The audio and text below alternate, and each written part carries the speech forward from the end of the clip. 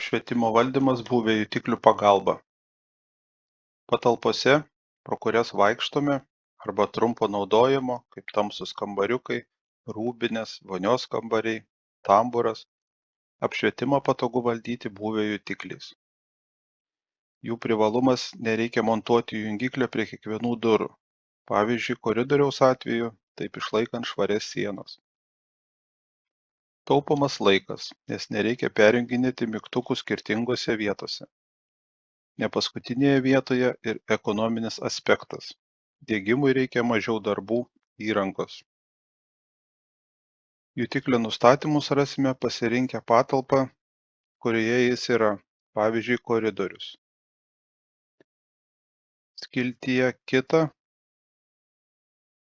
matome jutiklio matuojamą šviesos kiekį liuks matavimo vienetais. Ribą, prie kokio išorės apšvietimo lygio jutiklis įjungs dirbtinę šviesą, galime įvesti patys.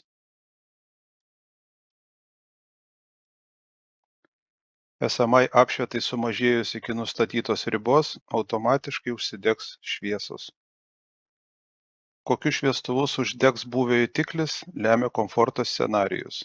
Tai yra, naudotojas gali pats nustatyti jam norimą apšvietimo nuotaiką.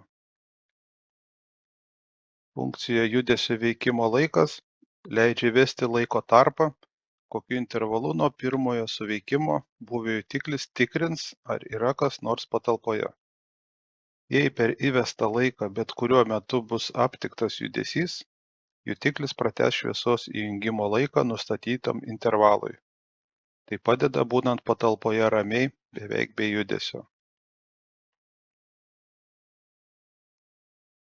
Dar vienas naudingas būvio jutiklio funkcionalumas – laikmačiu valdomas skirtingų apšvietimo scenarijų įjungimas.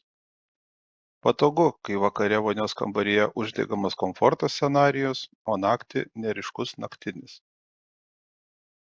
Šią funkciją valdome iš pradinio vizualizacijos puslapio nuėję į bendrų namo sistemų valdymo skyrių ir pasirinkę laikmačiai. Matome visų projekte įdiegtų būvio jutiklių scenarijų perjungimo planuotoje savaitės dienomis ir valandomis. Parinkę savaitės dieną turime prieigą prie tos dienos valandų. Piktograma su 0 simboliu reiškia, kad nuo to laiko bus įjungiamas naktinis scenarijus su vienetu komforto. Šie du scenarijai bus įjungti tik tuo atveju, jeigu bus išpildyta išorės apšvietos patalpoje sąlyga. Tai yra, jutiklio matuojamas apšviestumas bus mažesnis už mūsų anksčiau aptartą liuks nustatymo reikšmę. Komforto ir naktinio scenarijaus nustatymo pavyzdys. Nutempę 0 piktogramą į 22 valandą, mes sistemai nurodysime, kad po 22 valandos judesio jutiklis turi įjungti naktinį scenarijų.